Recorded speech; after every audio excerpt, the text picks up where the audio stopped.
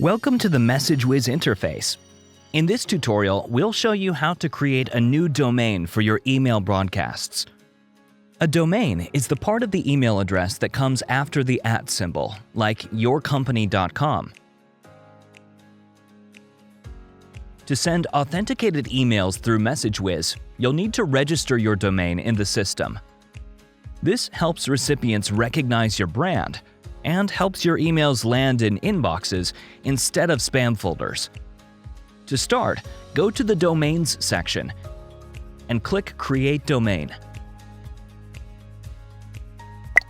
Enter your domain name in the format example.com. Then click Create.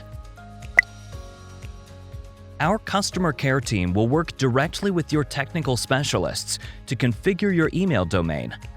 Once everything is complete, your domain status will update to active. Once your domain is active, you can use it to send fully authenticated email campaigns in MessageWhiz. Thank you for using MessageWhiz. For more tutorials, visit our website or contact our support team.